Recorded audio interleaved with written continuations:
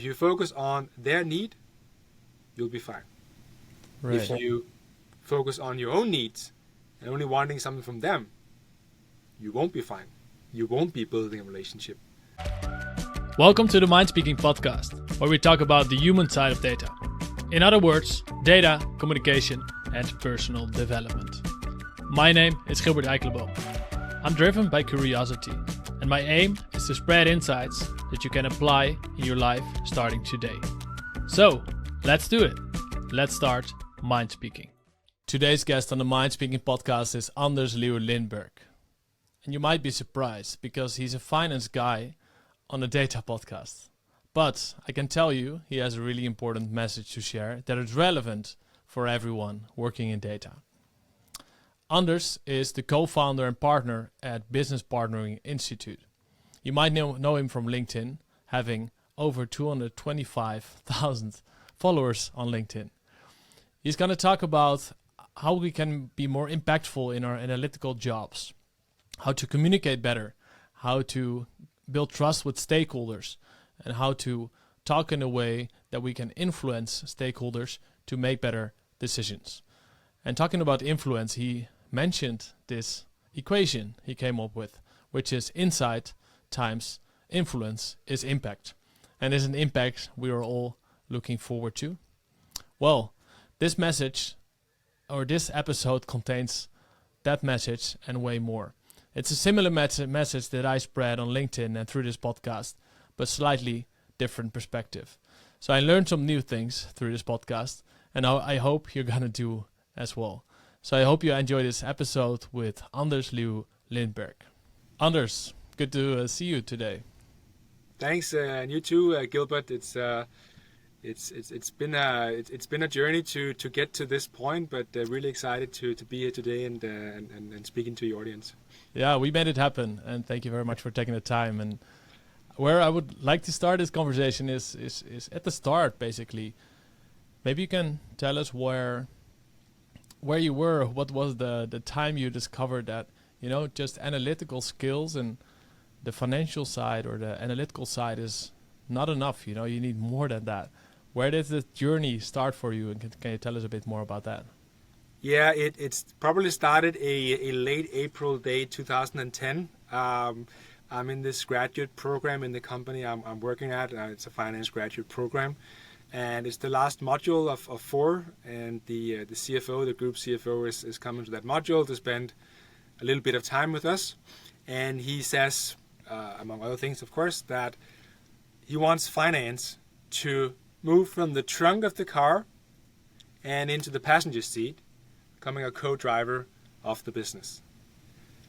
And what that meant was we needed to be business partners, helping business leaders make better decisions.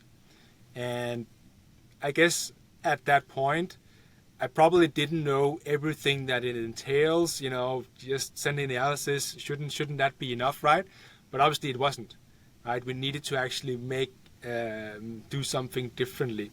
And so I think there's been many, milestones along that way, but that was kind of where the journey started, telling us that what we're doing today is not enough. We need to do something more and different. Right. And of course that was a kick-off of a journey, I can imagine. I've been following you for quite some time, and I'm glad we're speaking now because you have many insights to share that are not just relevant for the finance audience, but also for more data analytics, data science people. And I'm wondering, how did this journey for you continue? You just told us about this first moment. How did it continue?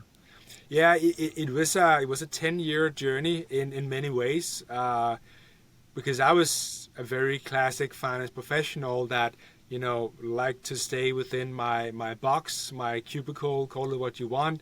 Didn't want to talk to a lot of people unless they had told me to come and speak to them, right? Didn't want to go outside the finance office, anything like that.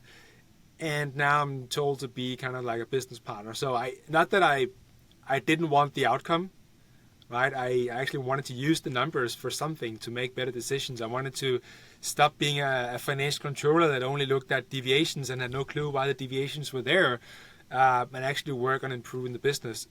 So I was very excited and proactive about that journey, but it wasn't natural to me in any way.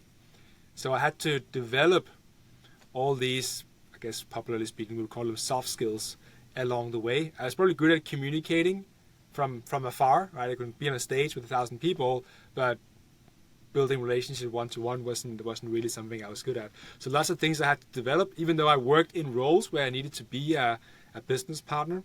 It wasn't until 10 years later, or 9 years later to be exact, I was really good at it. So a long journey, and I feel both my and your audience are on a similar journey.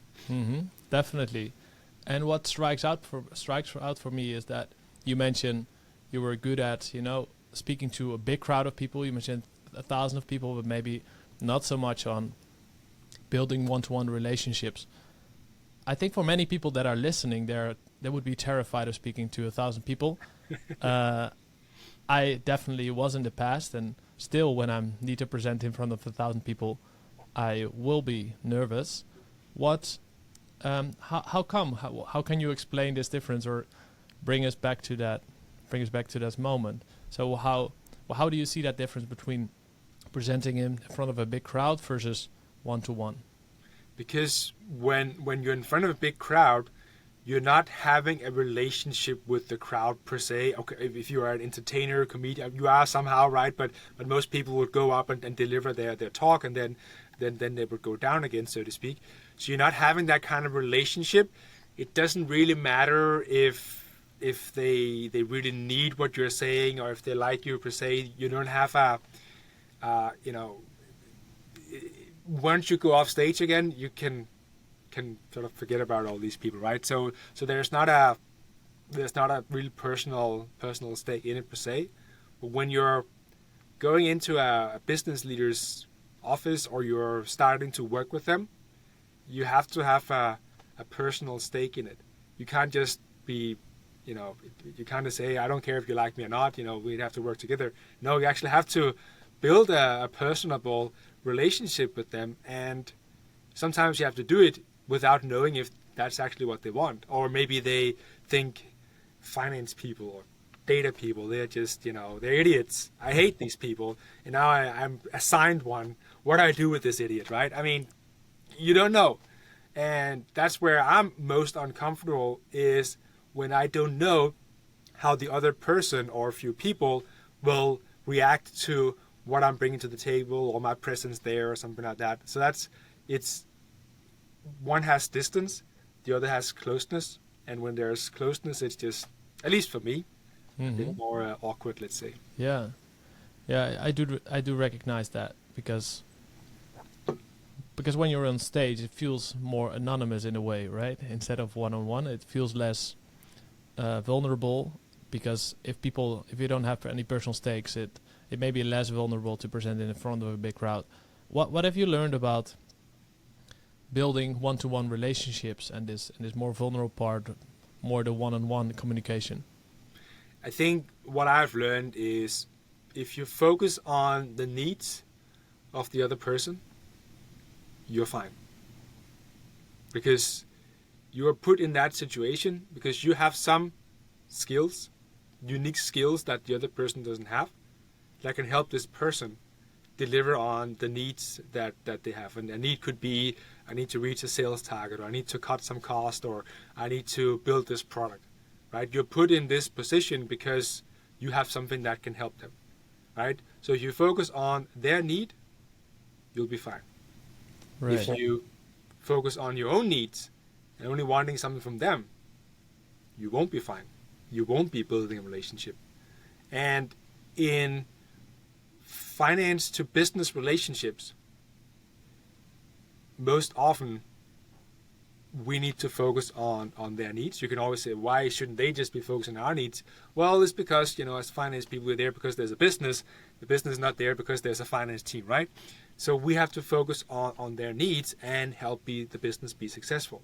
If we do that, we're hired because we're smart people. We've passed, logical tests and we're past all these tests, right? So we're hired because we're good enough to do the job. So don't worry about that. Just focus on the needs of that person or that team that you're supporting, and use your skills to add the piece of the puzzle that they don't have themselves. Then you'll be fine. Yeah, I've heard this quote once. Hard skills will get you the job, and soft skills will get you the promotion.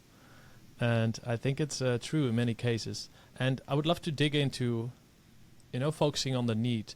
How do you have any tips how we can do that? How we can make that very concrete and practical? So if we imagine if I enter a room with a business partner, with a business stakeholder, how can I be that business partner? How can I focus on the need? What should I do or avoid?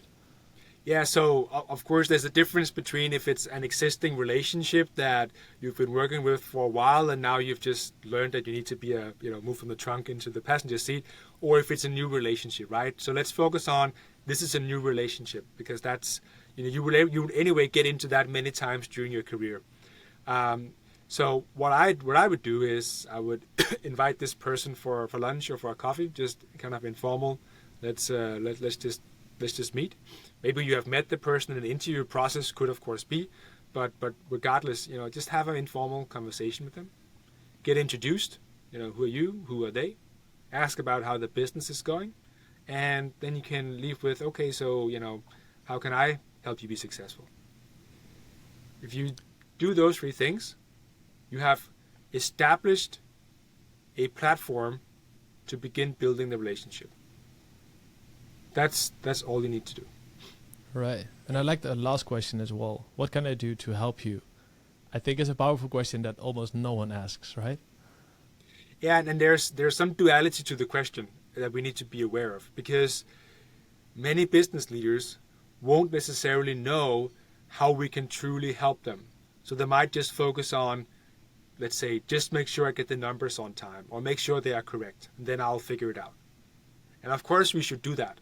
But if you want to be a business partner, really be adding value, you want to be helping them with their true needs, i.e., reaching the sales target or cutting down the cost or building this product, right? That's the need. That's what they have been assigned by higher up management to achieve, right? So you need to find ways of helping them do that. Sometimes they will articulate that exact need. I'm building this product and I would like your view on it.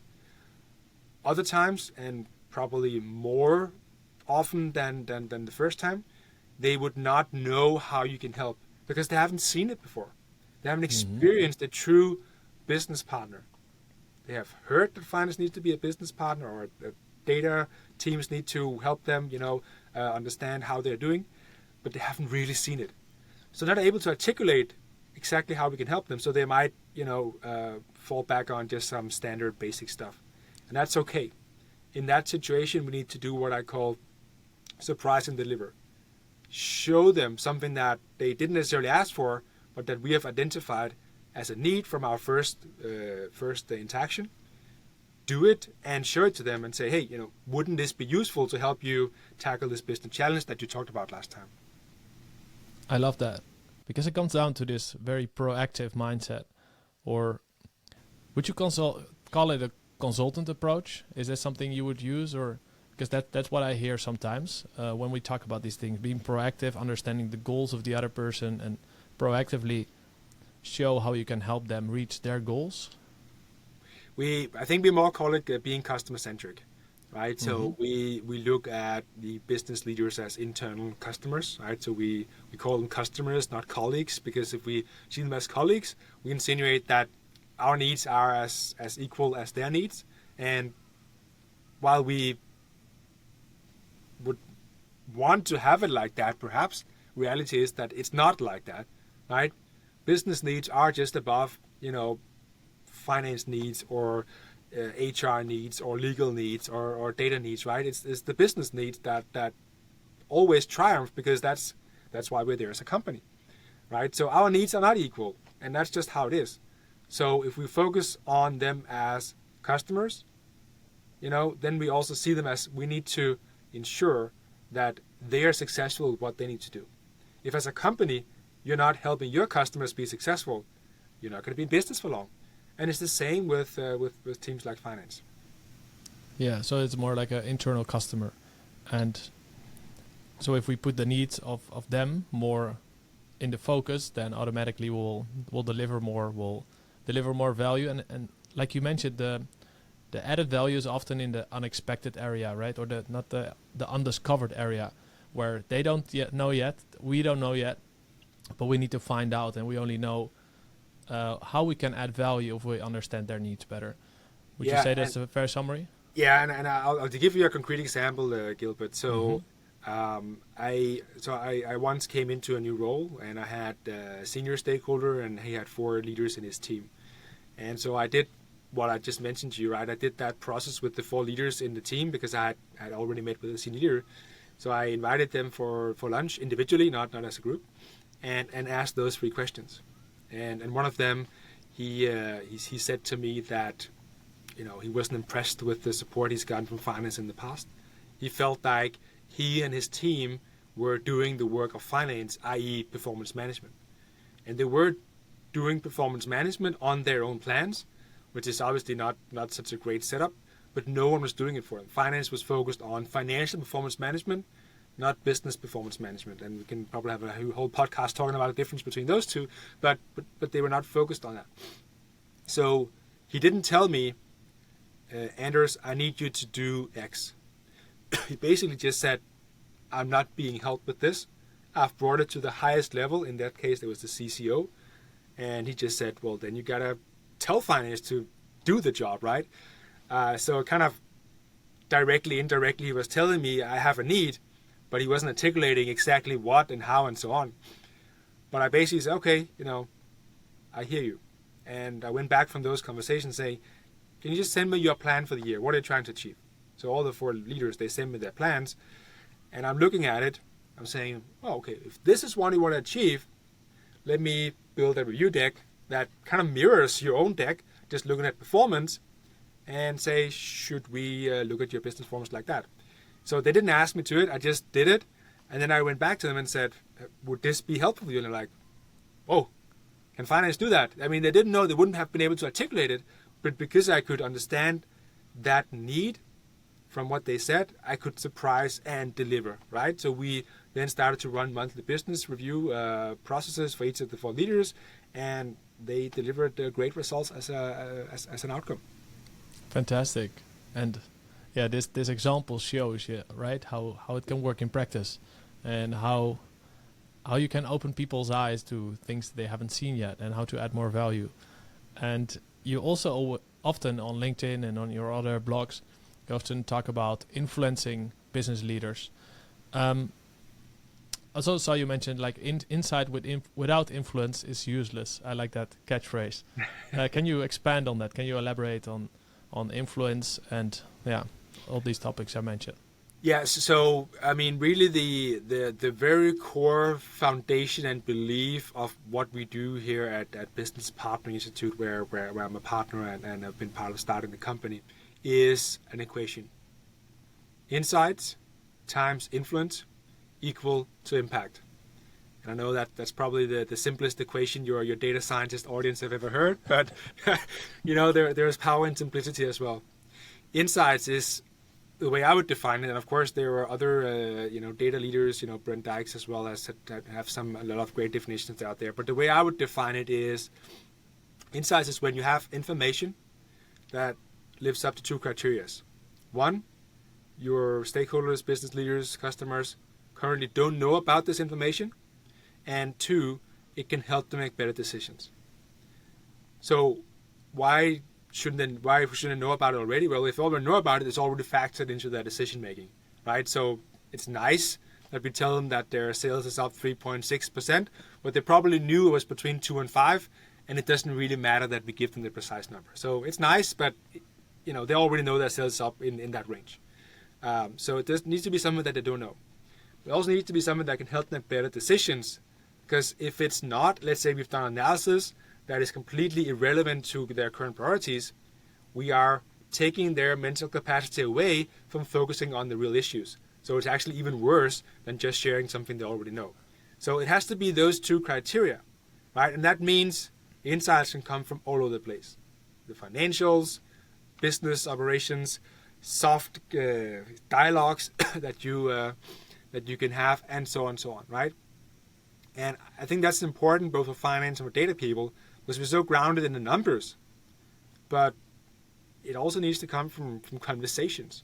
Data, we need to look at data much more broadly than just that hardcore data point that we can get from some sort of analysis, right? It's a lot more than that. So that's the insight piece. And we need to have that. If we have no insights, then it doesn't really matter that we are in the meeting because we have nothing to contribute. All right, so we need insights for sure. But I'd say we are reasonably good at that. We're not necessarily great, but we're reasonably good at it. It's quite okay. Then we also need influence. All right, influence is your ability to build relationships, your ability to speak a language that your audience understands, your ability to communicate, whatever insights that you have. If you cannot do that, you're not listened to. If you're not listened to, you can have the greatest insights in the world, but it doesn't matter.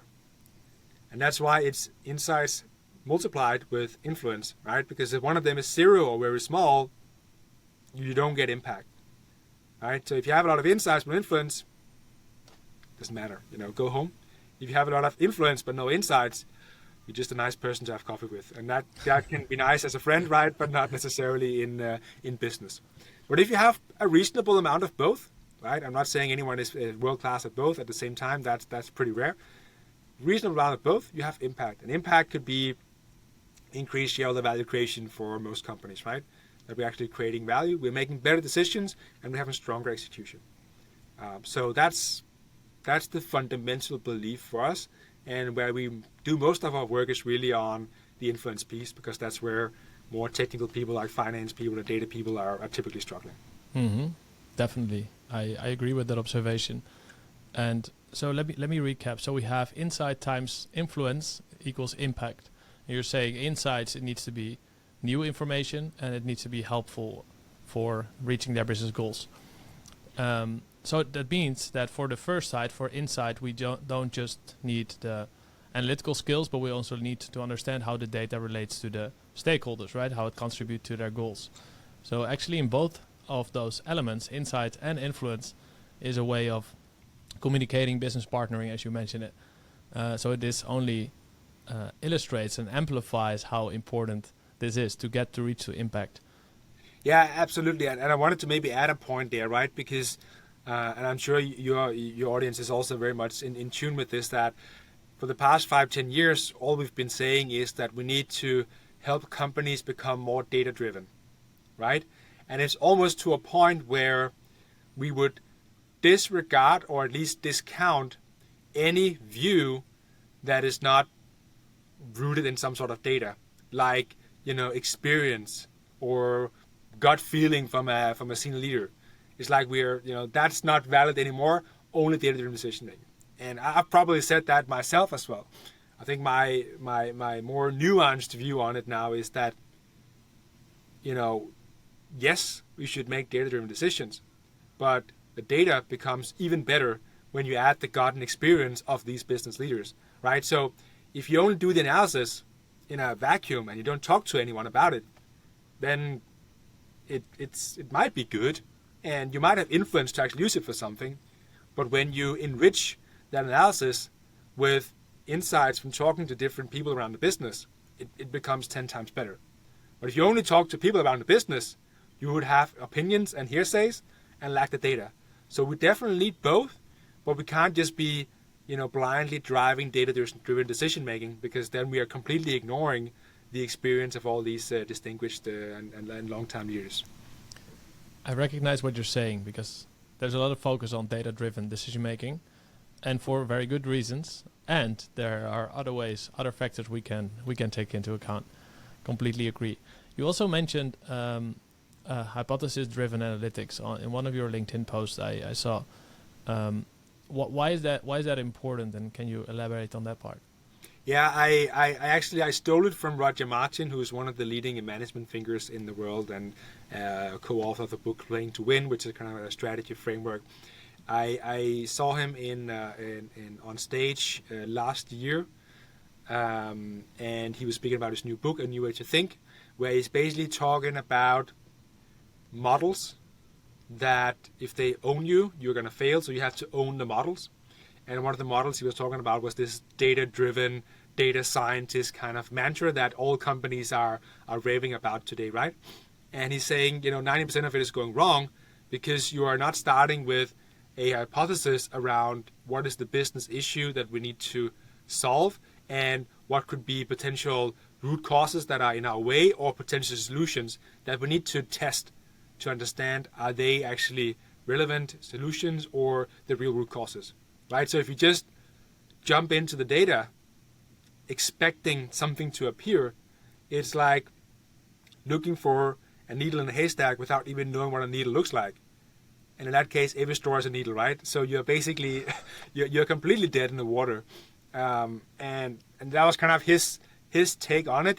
It's of course, kind of a black and white take. And I'm not saying that I think many data teams, they definitely do have some sort of hypothesis. But I think the real point here is that if you don't start with a business issue before doing an analysis, you can hope to get lucky, but we're not doing businesses because we're hoping to get lucky, right? Exactly. I think we need a more foundational approach. Yeah, exactly. So that's where it comes from. It's not something I invented myself, but I thought it was really, really provoking in terms of the whole data-driven decision movement, so to speak. Mm-hmm. Definitely. I also saw a course post on some courses on your LinkedIn account. I've been really sneaking on your LinkedIn account in the last weeks. You also have some focus on human basics and data storytelling. What do you mean with human basics? I'm very curious to learn. So human basics is essentially how are humans processing communication, right? It's kind of like, okay, you're shown a visual. Where are your eyes going to go first? And I'm not saying 100% all humans are the same, but for most humans, it would go in a specific point on a page or an ad or something like that, right? So if you are planning your communication without understanding the human basics, then it's like, trying to shoot birds with cannons, right? It's probably not the best way of communicating. But if you know, okay, they're first going to look in the upper left part, and then they're going to go to the right hand corner, and then they're going to go, okay, then that's how I should plan my communication, right? I think instinctively we're mostly doing this because if that's how I see information and others see information, then I would also plan the data storytelling in the way I would like to have presented. Now that's the one part of it, understanding the human basics. The other part of it is then understanding, okay, I'm a finance leader, now I'm communicating to a sales leader, and I'm a numbers person, and she's a visual person, let's just say, right? So if I'm the finance person, numbers person, I plaster my slide with a huge table, some variances, and some traffic lights, and some text-heavy explanations. And I'm going into the sales leader's office and say, let's discuss the numbers. Here it is. And she's like, what is this, right? I have no idea what we're looking at here. Please explain to me. And she's probably already decided mentally that she's not going to listen to me. Right, so I have to design my data storytelling in a way that suits the audience, not in a way that suits me. And that's very challenging for most finance professionals, maybe also for data professionals. Mm-hmm. I even think that data professionals and finance professionals overvalue information on slides, even when they present to a data or finance audience, so to their peers. I think we have this assumption that we need to have all this information on slides and a lot of detail. And even with a detail-oriented audience, I think we put too much information on there, which is funny.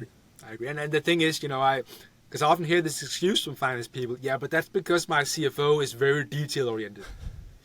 And I'm thinking to myself, that might be, but he or she is only detail-oriented because they don't trust you. They don't trust that you understand the numbers, so they want to see all the numbers for themselves. So until you can tell a compelling story about the numbers, they're going to want to see all the details. So you need to fix your problem. Then you will, not automatically, because it will of course take a bit of time, you will fix the perceived problem that your CFO has, right? Mm-hmm. So it's it always starts with us, and it's often us that have done it to our audience as well. And I'm going to give you an example. So I was doing a quarterly forecasting round in a business I was part of, and I'd recently gotten into a new stakeholder relationship, and then this stakeholder comes to me and he says, I'm currently planning my forecast of import-export numbers, and I just wanted to know that there's kind of like 3,000 units that the system cannot allocate properly between import and export. So when you do your controlling, I just wanted to know that it's not going to be 100% accurate, and I've been trying to work with the systems team to find out why this is and so on, but I haven't really gotten to it yet. So just so you know. And I'm thinking to myself, 3,000 units, you're shipping 500,000 units on an annual basis. 3,000, that's nothing.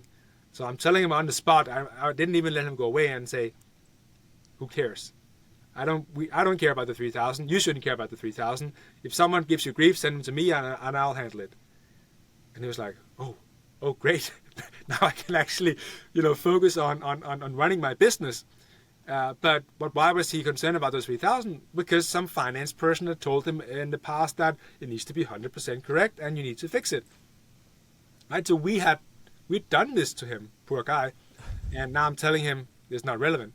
And guess what? No one came and bugged me about it either. So, it's we really have to focus on what's relevant and what's not. And when you put all these details up there and want everything to be 100% accurate and correct, you're just going to lose your relevance. Yeah, 100%. And if you are not presenting relevant information, you're going to break the trust and not build it. And you mentioned a formula before, so maybe let's throw in another formula because we have quite an analytical audience. One formula I use in my training is the formula of trust. Yeah. You're aware of that. So for the audience, it's not mine. It comes from the book. No, I forgot the name of the book. I'll get back to it in a second. But the formula is the trusted advisor. The trusted advisor. Thank you very much, Anders. Yeah. So the trusted advisor. So the formula is trust equals credibility plus reliability plus intimacy, and that all divided by self-orientation. So how credible you are, what's your track record, have you built results in the past, are you reliable, so it's more about the how, are you delivering on time, are you making promises and not breaking them, are you communicating them, and if you're about to break them, so if it's not going to happen, do you have a high degree of intimacy with people? Do they trust you? Do they share their secrets with you? And self-orientation, do you care about the other people's goals or mostly about your own agenda? And also the bottom one, the self-orientation, is an important one in this conversation, in this context, where we should focus more on the needs of others instead of our own. So yeah, exactly. I mean, the trust equation is an integral part of some of the training programs that we run. And I think, so credibility, we're typically there, but of course if the data foundation is not in place, we're going to struggle with that.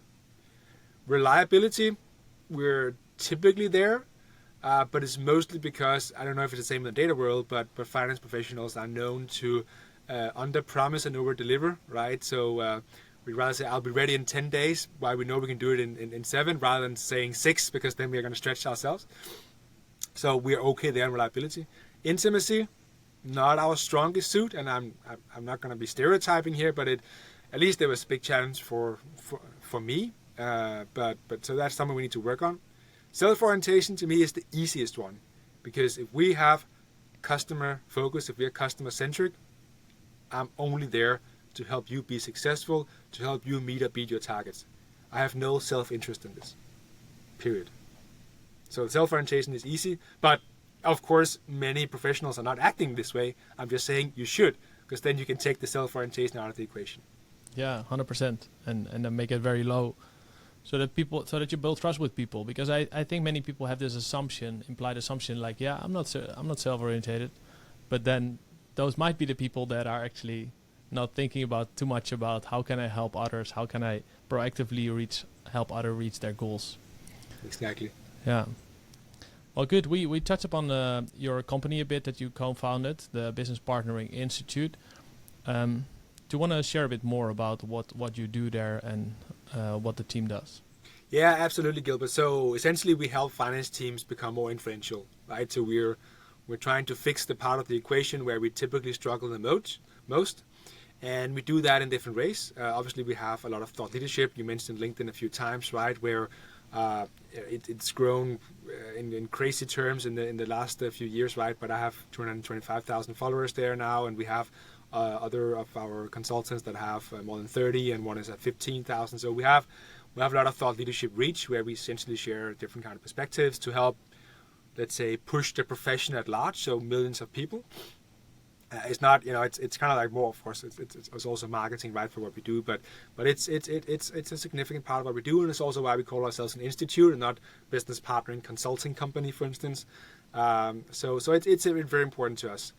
Then we do learning and development, right? So we take finance teams on learning journeys to teach them mostly soft skills, but communication, influencing, customer focus, but also problem solving, and kind of like the role of what should be a business partner do. It could also be data storytelling and so on. So a bit of the hard stuff, but mostly the soft stuff, I would say. And then we do consulting related to the learning program business, where we need to assess, is your foundation in place for you to get return on investment on the learning, or do you need to fix some other issues first? So we need to ensure that that's in place.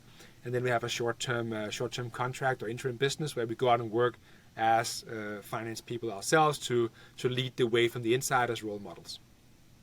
Beautiful.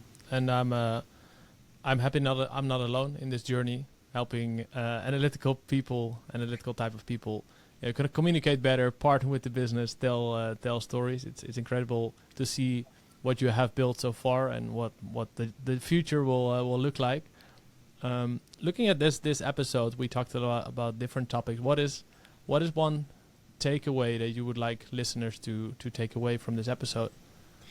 I think that data professionals have the exact same needs as finance professionals in today's world. We all need to become better at communication. And where I'm sort of not decided yet is, does it make sense that we all chase that? Or does it make sense that data people really double down on the data side, and then the finance people double down on the communications part, so that we can work together, becoming two pieces of the puzzle, rather than what I see in many companies is that these teams are competing and they're trying to get to the table first with their insights.